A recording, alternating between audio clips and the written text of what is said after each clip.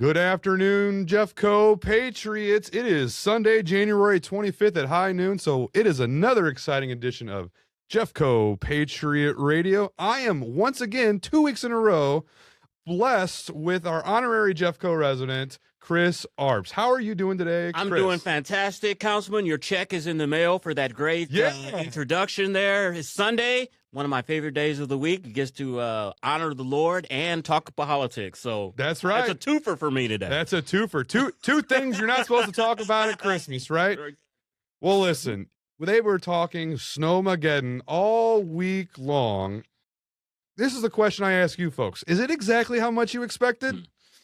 Because we're talking it up, but then all of a sudden it would disappear from the radar, and then it would come back, and then it would disappear. But either way, it is way too cold to be outside, whether it was as much snow as you expected or not. Yeah. This global warming is something else, isn't it? It is something else, right? It is. And this is the best part. Like, we still have to get through February, which is always the worst month. Well, hey, listen, we have an exciting show today. There's a lot of big things for us to dig into. Our big topics for today, we're going to be talking about the Festus City Council race is really getting spicy. Some stuff has hit the press, and we're going to talk about it today because you need to be an informed citizen when you head to the polls. In our middle segment today, we're going to have Brad Cary on, and Brad Cary is also running for a municipal election in the city of Arnold. He's a friend of mine, great dude. I'm excited to hear what he has to say about what he sees as the future of Arnold. And in the third segment, you know, I don't like to have to address things on social media because Facebook can be a nasty place.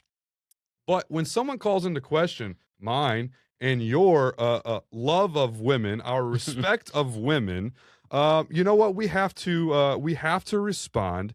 And so if you heard last week, I'm sure you did because you always listen.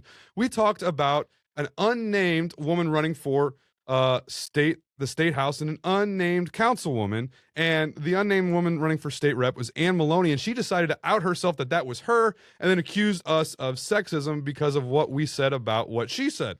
I know, he said, she said, right? But we're going to dive into that because it is very, very interesting. So hang on to the end. I know you want to hear all about that. Yeah. But before we go any further, back to Festus City Council. Okay, so let me set the stage for you. Which I hear that race is getting hard hitting. It is. See what I'm doing? Yeah, I like that. I like that. So, setting the stage, data centers. Just like last year, there was the Arnold Parkway issue that really brought out voters and brought out people to run. Data centers are bringing out people in this Festus City Council race. Now, I don't know how you feel about data centers, Chris, but you know, I think there's a lot of misconception and a lot of fear-mongering when it comes to those. What do you think about them? Look, data centers are the big issue nowadays. You can't pick up a newspaper or watch a television show or news show, and they're talking about data centers. My wife has a history in IT. That's where she started her career. So I've heard her for years talk about data centers. They are the wave of the future. The one bad thing that I hear about them, though, is one, they use a great deal of electricity, and they don't create a lot of jobs. Yeah, well, so again, like, let's talk about misconceptions here, right? So the energy, obviously they're going to have to consume great amounts of energy, but there's things that the legislature has done and the legislature can continue to do to mitigate that effect. Those are things we can work around, right? Now, this idea of not a lot of jobs. Okay, school me. So take, for instance, you're going to have X amount of construction jobs, and those are only going to last for a minute, right? But then you're going to have maybe 10, 12 on the small end, maybe 50 or 100 on the high end, technical people servicing these servers. Right. Again, is that a huge amount of jobs? No. But this is the information that I've been given from some of my friends that know these things, right? Data centers, technology is always transforming, right? Sure. Okay, so I bought a MacBook, I think about 5 years, MacBook Air. I can't use it anymore because it's out of date, right? So just like our computers, our cell phones, these data centers, every 3 to 5 years, they need a complete tear out and replacement. Now, talking to my friends in the trades, right? We've lost a lot of trades jobs when it comes to car plants in the last 20 years. Because car plants, every 8 to 10 years had a complete tear out or replace because there'd be a new line there. That's true. This has the potential to these data centers have the potential to replace those car factory jobs on the construction side because of the continual work they're going to have redone again and again and again as they upgrade.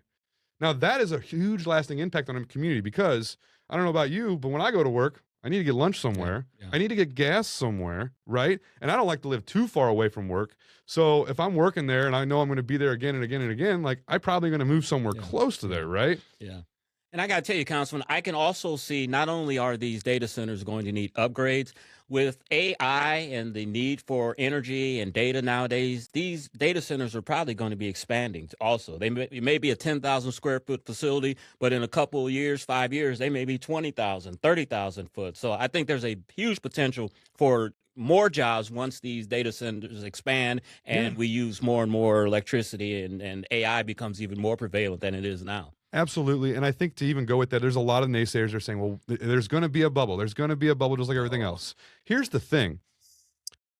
Like 6 months ago, a year and a half ago, AI was a toy. We are like, as these AI platforms grow, we're realizing more and more their potential. So we don't even know the complete potential for what they can do. Take, for instance, like if you look at an automobile, there's only a certain amount of automobiles people can buy. There's only a certain amount of things you can use automobiles for. But AI, the possibilities are endless. If you can think it, you can do it with AI. And it gets to the point where you don't even have to think it. You can tell AI, hey, tell me what else you can do. Can you do this? Can you do that? And AI will figure it out for you. It is amazing. You know, one thing about Elon Musk, he's into rockets, he's into cars, he's into a lot of things. I think this Neuralink thing where they can make you basically a cyborg.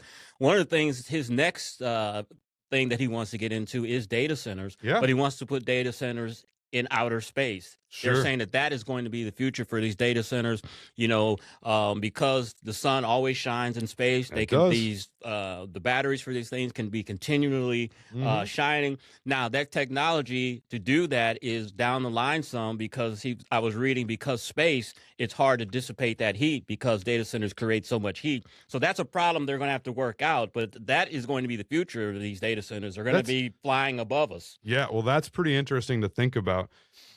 But when it comes to data centers, again, in Festus, there's been some folks that have been very positively for it and very harshly against it. Now, like I said, these people are running in the city council race. There's one city council race in particular, Ward 3. There are 3 combatants, I'd like to call them, because it is a blood sport after all. Tim Bennett Jr. Now, I'm going to be completely honest. Tim Bennett is a friend of mine. I went to high school with him. Great dude. He's actually on the Planning and Zoning commission there right now, and eventually we're going to have him on as well. Then there's the incumbent, Robbie Venz. I don't know much about him, but then we've got this third guy. His name is Jesse Cordova, and he has been super outspoken about these data centers to the point he has actually sued the city. January 8th, he filed a lawsuit and is representing himself. So I hope he understands the law. Yeah. What do they say? He who represents themselves has a fool for a client? Right. Yes. Now, he is accusing the city of predetermined outcomes, Missouri Sunshine Law violations, illegal closed meetings, serial communications, walking quorums, used intermediaries, knowingly and purposefully violating these things, and doing irreparable harm to him. I'm not really sure how that works, but he has put all these charges forth, and he's trying to sue the city as he's running to be on the city council, which is just an oddity in and of himself. But here's the interesting thing. Hot off the press, there happens to be a domestic assault charge against Mr. Cordova that happened to be filed just on, I believe, the 21st of January. And listen, folks, we can talk about speculation all over the place, and I'm not trying to slander anyone. We're talking about the facts here. So I'm going to read out the probable cause statement form that was filed. Okay. It says on Monday, December 29th at approximately 9:05, Festus officers were dispatched to, and it redacts the address in reference to an out-of-control juvenile. it was determined while on the scene to be a domestic violence incident. Jesse Cordova reported his daughter was not listening to him and was irate. Reported, and then again, the name is redacted out, reported that her father was assaulting her and choking her. Her twin sister reported her father also was attacking the first sister by pushing her onto the ground, dragging her across the room, and choking her. This is what the officer says. I observed light pink scratches on the right wrist that she stated were from the incident. Jesse was placed under arrest, and the mother signed an affidavit of cooperation. So the officer shows up to this home that was for an out-of-control juvenile. Mm-hmm. Turns out that it might have been the parent that was out of control. When you see that with somebody who's trying to be running politics, he thinks he's got the moral high ground. He's suing the city because he thinks they're doing things illegal. When you see that, again, innocent until proven guilty, but those are some pretty darning statements about this. What do you think about that, Chris? Councilman, I've been in politics 25 years, and I think it's safe to say that this is no longer a three-person race. This is a two-person race between Tim Bennett Jr. and Robert Benz, the incumbent. Jesse Cordova's campaign ended on December 29th when this probable cause statement was issued. Look, I don't condone any type of domestic violence, but I think it's even worse and sickening that this domestic violence case is between him and his daughter. You know, what does that say about him as a man? What does that say about him as a person, that you would abuse your daughter? You have the twin sister and the wife that are cooperating. So I think you can pretty much say that this was probably true. I think what Jesse Cordova should do is do the honorable thing and drop out of this race, because his chances of winning now are probably slim to none if I had to put any bets or odds on it. Yeah, I think it's pretty sickening. I mean, like, I get pretty mad at my daughter, and my daughter's 15 going on 16. And you know how kids are at that age, man. Yeah. They are obstinate, but I could not imagine getting to the point to want to lay a hand on your daughter like that. I mean, dragging her across the room and choking her. I mean, it's not like you may have slapped her, which is horrible, or hit her. I mean, this was straight abuse. Right. And I think, like, and again, I wouldn't condone a slap, but a slap is reactionary. To drag someone across the room, that is intentional. That seems to be malicious. And again, we are just reading the report. And if the report is true, if it's even half true, I think it really calls into question the judgment of this gentleman for running for office. But not only that, if I was the judge that saw his lawsuit against the city, I'd throw that out too and go, clearly you are out of your mind. You clearly do not, you should not represent yourself in the court of law. You clearly are not, don't know how to control your emotion, your temper. Like, I wouldn't want that in my courtroom. Yeah, he doesn't have the temperament for a county council person. You need someone that's deliberate, somebody that is well thought of, someone that can look at both sides of an issue and decide what's best for the community. Mr. Cordova hasn't demonstrated that to me when you look at this probable cause statement and what he's accused of. Yeah, it is pretty heinous. And it breaks my heart for us to have to talk about it today. But remember, you, as the citizens of Jefferson County, the citizens of Festus, need to be informed that this is going on, and informed that this is not a political hit job. These are the facts that we're seeing, and the court of law will decide whether or not he is guilty and to what extent he is guilty. Yeah. But these are the facts as we see them, and we bring them to you every Sunday. Yeah, here. I think you need to get your own house in order first before you're trying to run for elected office and try to tell other people and pass laws and ordinances that affect other people when you don't have your own house in order. Absolutely. Well, hey, listen, that we're kind of running short on time here, but that was a sobering discussion for Sunday. It really was, but it had to be said. And we're going to get to some lighter matter here because we've got another city councilman running, Brad Cary. I know Brad's a great guy, loves his wife, loves his kid, wouldn't beat them either. And so we're going to have him on here in a second. But before we get to that, we just want to remind folks that you can find us on Facebook. You can find us on our Apple Podcast. You can find us on Spotify, Rumble, and now even YouTube. You can find our smiling mugs. And I had one gentleman reach out to made a comment on our video that when we were talking about sponsors, that he would sponsor the show if you would sing Country Roads and us post it on our Facebook page. Not me, you. I used to sing Country Roads when I was like is that the John Denver Country Roads? Absolutely, it's the only one. I used to sing that in third grade. We had where if we were good during music, the teacher would let us play some records from her own personal collection, and I actually know it, and it's one of my favorite songs. I love John Denver. As a black man, I love John Denver. Crazy. Hey, listen, when we come back, we're going to have Brad Cary on talking about Arnold City politics. Stick with us here. West Virginia, Mountain Mama, take me home, country roads.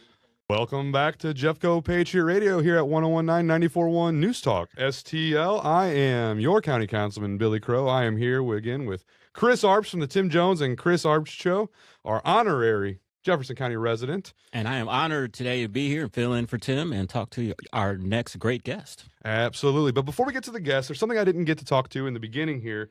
There's a new email newsletter that is coming out in Jefferson County. There are a group of people that have felt like for a long time that the news media in Jefferson County is a little too left-leaning.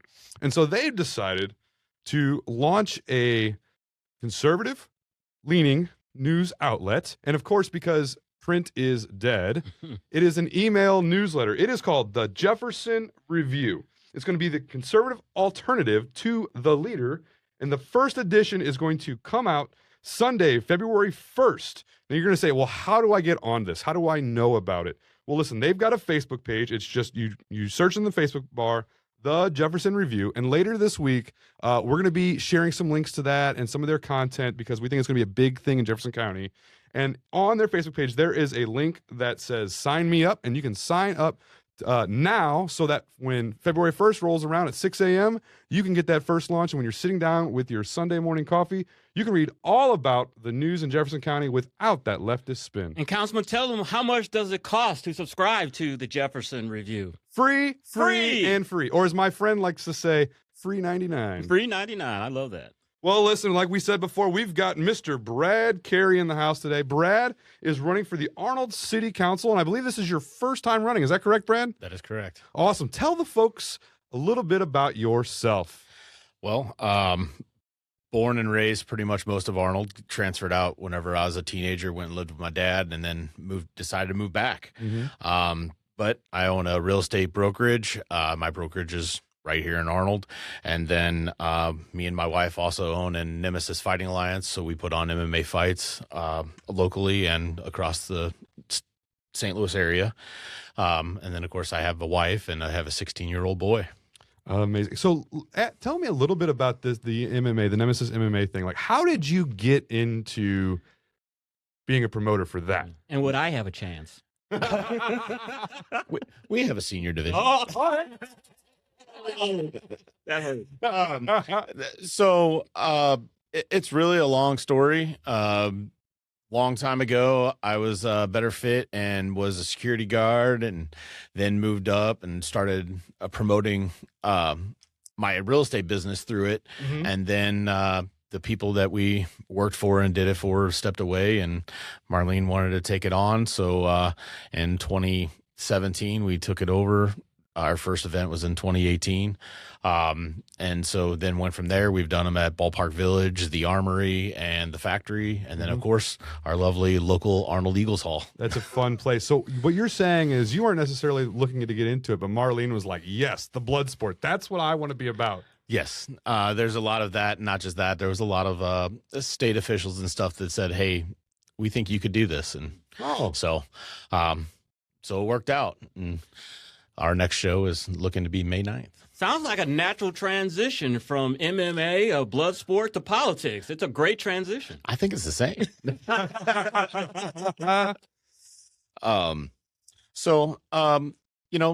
That's where we transition from that. And then, of course, she works for the state of Missouri. So, but that's, what really got me into it is what was, there's an ordinance that came up, and part of that ordinance, I had a sticker put on my door, and then I had a confrontation with the building department in regards to that in Arnold, and between talking to lawyers and some judges, and thought that the ordinance was very unconstitutional. Not many ordinances say, which was 500.114, if anybody wants to look it up.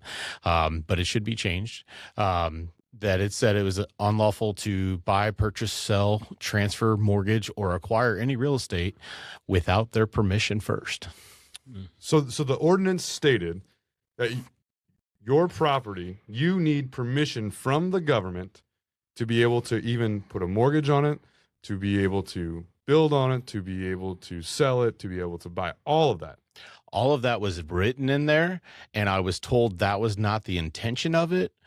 But then it hosts that if you didn't get that prior, that you could be up to $500 or 90 days in jail for not abiding by it. Well, I don't care if that's the intention or not. If you're going to be on making ordinances like that, you better be able to back it up with constitutionality. That was my opinion. So on January 5th, which is my birthday, I went to the city council meeting because that was the first time. And then last Thursday, it finally got brought in front of them to fully vote on it. So I spent probably 5-6 hours within City Hall with, at the time, Bill Lehman and Sarah Turner, who were both interim at the time. And we worked through and rewrote the ordinance to take and remove a lot of that out of there and just say that pretty much it's to occupy now. Okay. Brad, I admire what you're doing. We talked about this before the show. I worked about 20 plus years ago for a St. Louis County councilman who was angry because he wanted a stop sign put in front of his house. It wasn't done, so he ran, and he beat like a 2 or 3 term incumbent. So I admire you for what you're doing. It can be done. As you walk around your neighborhood and walk around in the district where you're at, what are your neighbors telling you they'd like to see change in the government? Transparency. Arnold is full of many different things. The roadway is still a talk of the town, depending on who you speak with. So there's a lot of things of that. And a lot of it is, friendly faces. So not only am I a part of the community, I'm also the Chamber of Commerce president this year, vice president last year. I've been on the board for multiple years now, working with small businesses and that. So it's a voice for not only just the citizens, but small businesses around, and trying to, work off of common sense, just things that should be known. So this sounds like this is not an ego thing for you. A lot of people get into politics because they want to see their name on a door, or they want to be known as the councilman or the state rep. It sounds like you're doing this for the right reasons. I could care less about that part, but what I do care about is sitting in the audience. You don't get a vote or a say to speak up, and whenever things are presented wrong.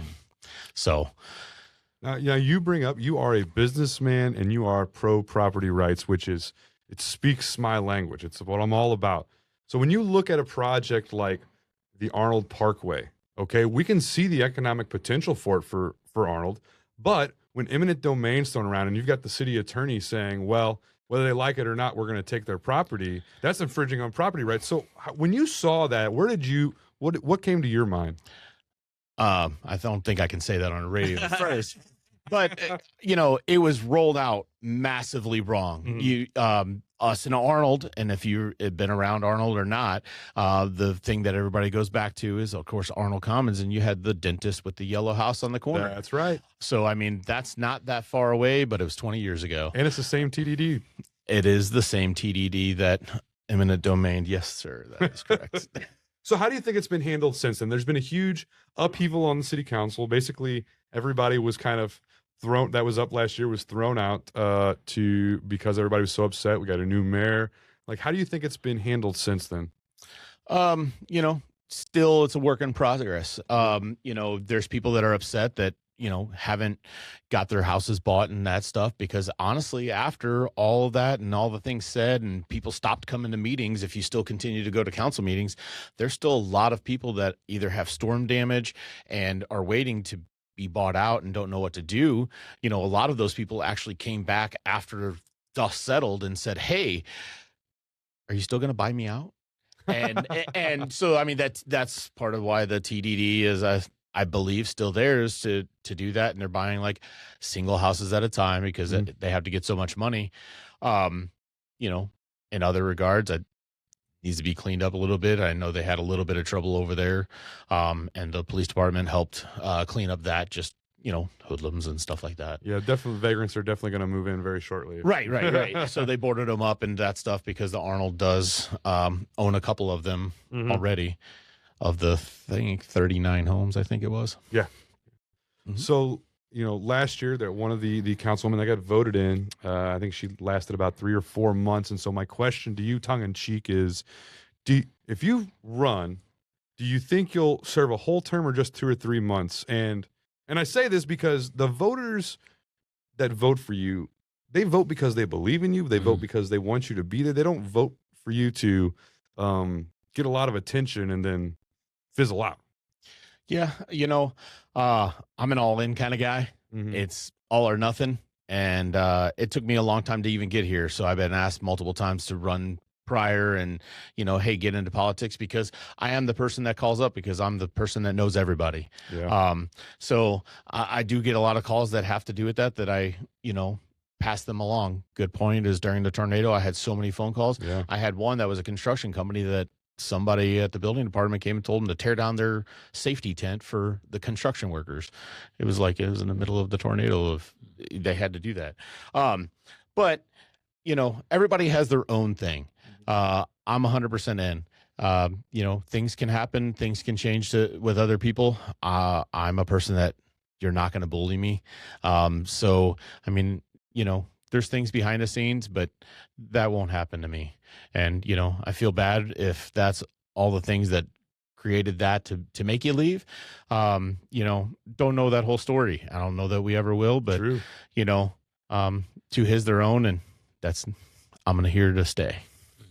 From my experience in politics, especially when it comes to like state rep races, city council races, these type of races are won on the ground. These are won for people going door to door, people saying, I'm voting for you because I've gotten your literature 2 and 3 times already. Are you hitting the doors? What part of your campaign are you in now?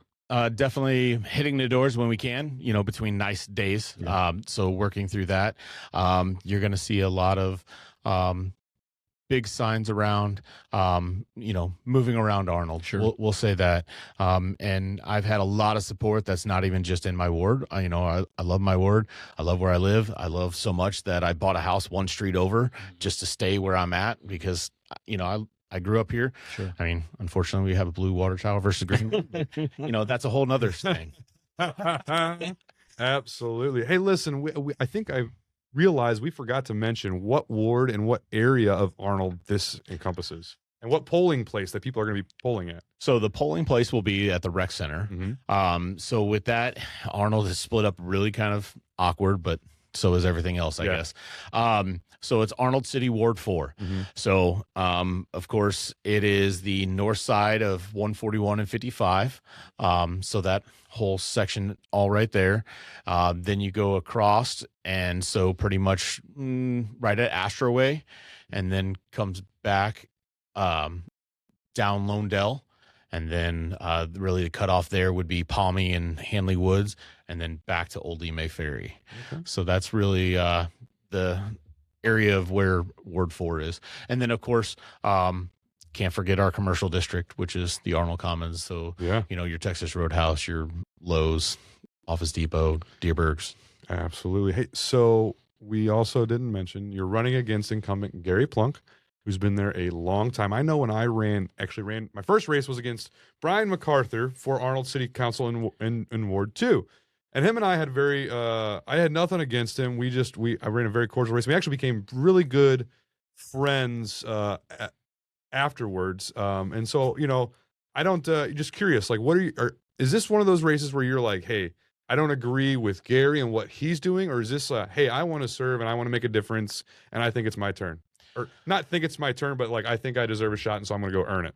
It's more of that. I think it's, I like Gary. Gary brings a lot of knowledge from being on there for so long. But I do think it's time that I step up, put my name in there, and shoot my shot. Yeah.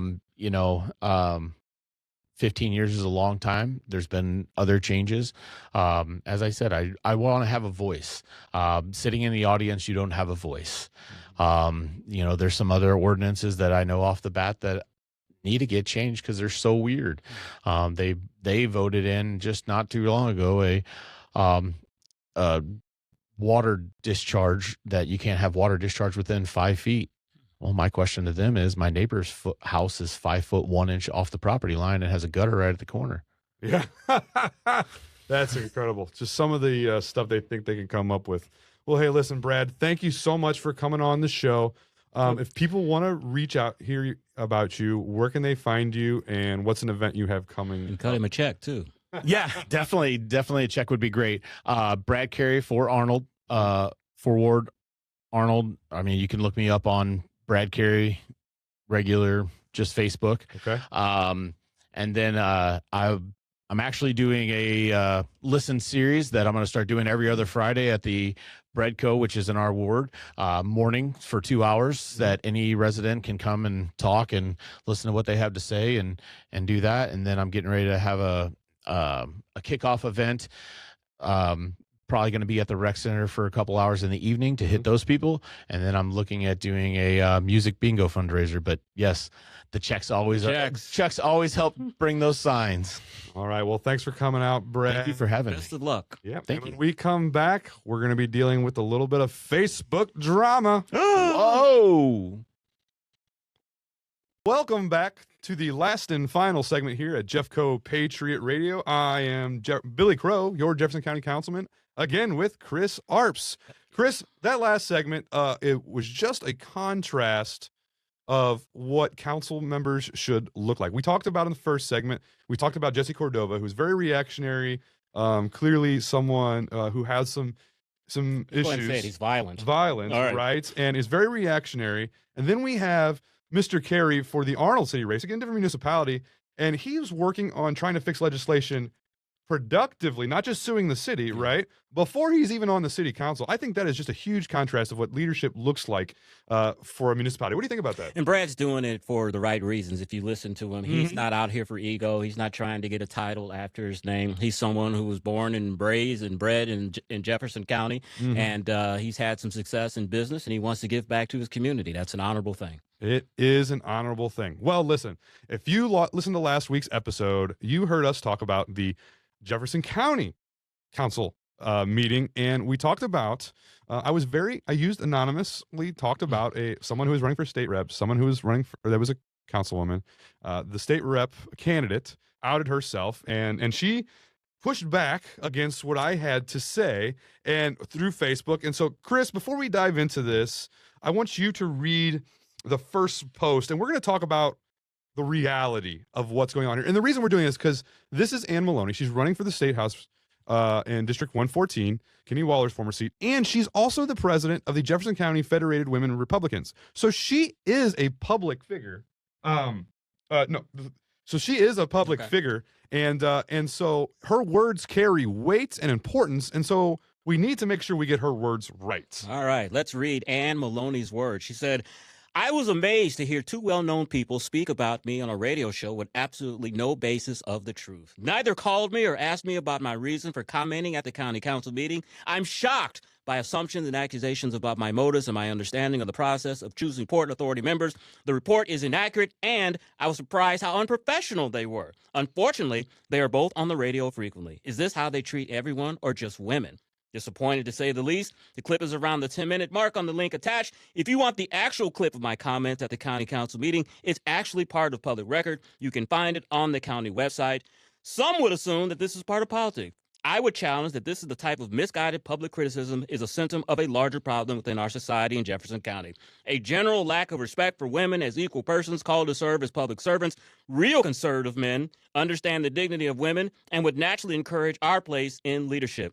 The teaching of St. John Paul II concerning the importance and imperative nature of women in our culture speaks of these facts. Boy, talk about virtue signaling there. I'm insulted. I am a professional. I'm on the radio 5 days a week, but she says I'm not professional. I know, right? So let's talk about this because, okay, we can talk about whether my claims were true and accurate. And I think if you go back and watch the tape, they were actually true and accurate because they've made these baseless. She made baseless claims, claiming she has this big dossier. I could go to Kinko's and get a thing of like a ream of paper and say, look at all these damning documents, and never show them to anyone. Then what do I got? I got nothing. And she didn't show them to anyone. She didn't present it as evidence. Okay. And again, and so anyways, so that's not the point. The point here is she makes the accusation, she implies it, that we are sexist, Chris. Yeah.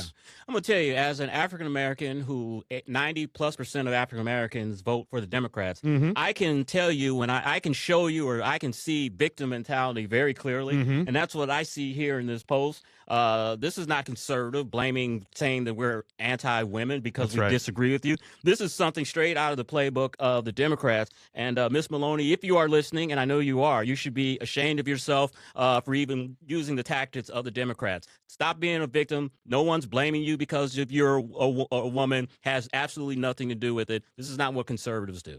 Absolutely. And you know, the thing was, I thought we were being respectful. We didn't bring out names. We just said this is what they did. And you know, he talks about real conservative men. Well, like you said, real conservative women aren't victim, you know, they don't have a victim mentality. They've got the mentality of, you know, we are going to make things better by actually doing hard work, having good discussion and debate, not just screaming sexism, sexism, sexism. Now, you know, my wife, I was talking to her about this, and she goes, please don't say, well, listen, I've got a wife and a mother. I'm not a sexist, because there's plenty of people with wives and mothers that are absolutely sexist. Okay. And in the past, have sexism been a problem in both parties? Well, absolutely. Right. We can't ignore the past, but that is not the problem here. Now, that would be bad enough. Okay. But she follows it up a couple hours later with a second post. Chris, would you read the second post for us? And before I get to that, I can't speak for your show, but I know on the Tim Jones and Chris Arps show, if Miss Maloney had any type of issues of what I said, Tim and I were more than helpful, or what would welcome her to come on the show, and we would give her 2 minutes of fame to be at her point of view instead of throwing out innuendos on Facebook. I don't know if you would do the same, but Ms. Maloney, if you wanted to come on the Tim Jones and Chris Arps show and refute our claims, or you have any type of beef with me, please contact my producer, Joey Vasovich, joey@newstalkstl.com. We'd love to have you on. Well, we do plan on reaching out to Miss Maloney because she is running for District 114, and right now that is your breath. And that is a three-way race for Mr. Ken Waller's seat, and so we're planning on having all of them on the show at some point to discuss why they think they deserve to fill those big shoes, and she'll have her day in court. She won't show up, I bet you. So her follow-up post gets even better. All right, here it is. There is an all-out effort happening in Jefferson County, Missouri, to push women out of politics, off committees, off boards, and away from both elected and appointed positions. Pay attention to how many women we have on community boards in this county, and look at state government as well. This isn't about party. It isn't about ideology. It's about power and who some believe is allowed to hold it. Women in Jefferson County have stepped up, served with integrity, volunteered countless hours, earned their seats at the table. Yet when women speak up or ask questions or refuse to fall in line, the response too often is removal, silencing, or exclusion, and even public ridicule. That should concern everyone who believes in fair representation and transparent government. Strong communities don't fear women in leadership. They depend on them. Democracy doesn't work when voices are shut out, and Jefferson County is better than this. I will continue to stand for the feminine genius culture of opportunity. Oh, my God, that sounds so leftist. The feminine genius culture of opportunity. Yep. And a government that reflects the people it serves, all of the people. None of this sounds like a conservative woman to me. This sounds like a very liberal, democratic woman using democratic talking points and feel-good language. Well, so let's, like, some of the things I think that are true. She is right that women in Jefferson County have stepped up. They have served integral roles. They've been on committees. They're in elected offices. They do great things. I'll give her the credit. Yeah. She is right there. But this idea that they're being systematically pushed out is a flat out lie. Let's talk about this. And boy, I can feel my blood pressure going up right now. I can see it. So let's talk about this. I'm going to tell you, in 1962, I wasn't even around in 1962. Yeah, that's how young you are. So think about how things were back then for women. Do you know who was the sheriff of Jefferson County? A man, wasn't it? No, what? It was a woman. Get out of here. Helen Church. She was appointed as sheriff in 1962. Okay? So we had a woman sheriff in 1962. I mean, it was 1962, might have been a Democrat, but again, woman in leadership. Now, the Central Committee in Jefferson County. Chris, you know this. You know how politics works. Half of the Central Committee in Jefferson County is women. Boy, it sounds like discrimination to me. It has to be by law, right? There are half of them are women. Now, let's go through our elected women list, right? Like I'm not backing down from this, right? This is not your binder full of women like John, no. Okay. No. This is, so to be fair, the first one on the list is my dear beloved aunt, Jeannie Goff. She is my aunt. So Jeannie Goff, she is the county clerk. She runs the elections. Christy April is the auditor. Michelle Worth is the collector of revenue. Trish Stefanski is our prosecuting attorney. Debbie Dunnigan Waters is the recorder of deeds. Paula Wagner is the treasurer, and Tracy Perry is the public administrator. Those are county-wide offices. If we were trying to push women out of politics, do you think they'd have that job? Absolutely not. You got Lori Aarons on the council. Now, and you've got Mary Elizabeth Coleman, District 22 Senator. You got Renee Reuter. She is a state legislator right now. You got Shannon Otto, who was in Lori's seat before then. You got Vicki James, who used to be on the council. And then countless women on the boards of trustees, the Community Health Board, Developmental Disabilities, and we have circuit judges, Brenda Stacy, Shannon Doherty, Julie Hand, Kathy Hardy-Senkel. These are all judges in the highest spots of our county government. And to take this step one step further, we've got two women. We've got Cindy Buckeye Courtway, who was an elected state legislator and running for the Senate. We've got Cecily Williams, who at the time when she tried to join the Women's Federated Club, was a candidate, I believe, before she got into office yet, but now is a sitting state legislature who the governor mentioned in his State of the State address. So leading women in our community, Cindy Buckeye Courtway and Cecily Williams were not allowed to become members of the club. They did not take their dues. I have this on guaranteed, would testify before a court, someone that was there that saw it. Why? Only because of who their friends were. Yeah. And again, this is something that Democrats do. Councilman Burgess Owens, who is black and represents Utah, when he first got into Congress for his first term a few years ago, he tried to join the the Congressional Black Caucus. They wouldn't let him join. Mm-hmm. Again, this sounds like Democratic tactics to me, not conservative Republican tactics. Yeah, and if you want to lead a group, and if you want to be a state rep, you cannot have a victim mentality. You have to be a leader. Leaders don't say, I'm a victim or I've been victimized. Leaders say, how do I make the system better? Exactly. And it is so stinking frustrating for my daughter, for the other elected women in the state house and that ran for state senate and the county council that that need someone, if they're going to lead the charge and being the head of a women's Republican group in Jefferson County, to not have this victim mentality. It is not conservative. It is not becoming, and it really puts a black eye on the female conservative movement in Jefferson County. And I am appalled by it. And I think that women should get together and say, no, we don't stand with that. Real conservative women are not victims. We are strong and powerful, and we get stuff done. Councilman, before we finish up here, I'm going to need something from you. Okay. I'm going to need you to define for me what is the feminine genius culture of opportunity. What the hell does that mean?